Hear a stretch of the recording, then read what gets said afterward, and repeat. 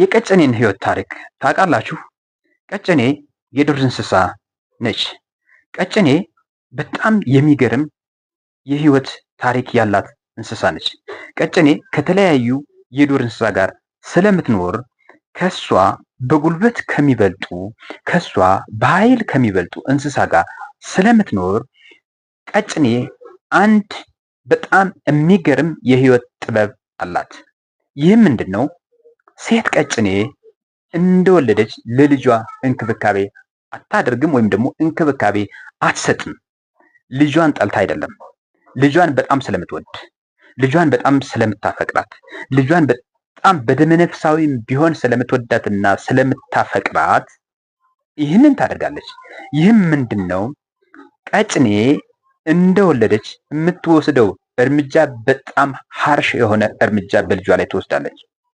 ይህ ምንድነው? አንዴ በእርግጫ ትረግጣታለች። ልጇም ለመነሳት ትሞክራለች፣ ትንፈራገጣለች። እንዲሁም ደግማ በእርግጫ ትረግጣታለች። እንዲሁም ለመነሳት ትሞክራለች፣ ሙከራ ታደርጋለች፣ ትንፈራገጣለች፣ ትረግጣታለች፣ ትንፈራገጣለች፣ ትረግጣታለች፣ ትንፈራገጣለች። በዚህ አግባብ ቀጭኔ ልጇን ታጠናክራለች፣ ወይም ደግሞ ቀጭኔ ልጇን እንድጠነክር ታደርጋታለች።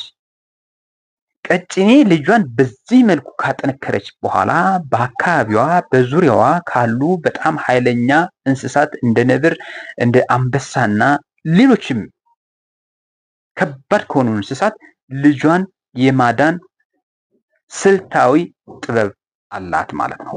ከዛ በኋላ እንደፈለገች ከእናቷ ጋር የመሮጥ ብቃት ስለምታዳብር ልጇን ከመበላት በእንደዚህ አይነት ጥበብ ታሳድጋታለች ማለት ነው። ስለዚህ እኛም የቀጭኔን ህይወት ለመኖር ሙከራ ማድረግ ይጠበቅብናል ማለት ነው።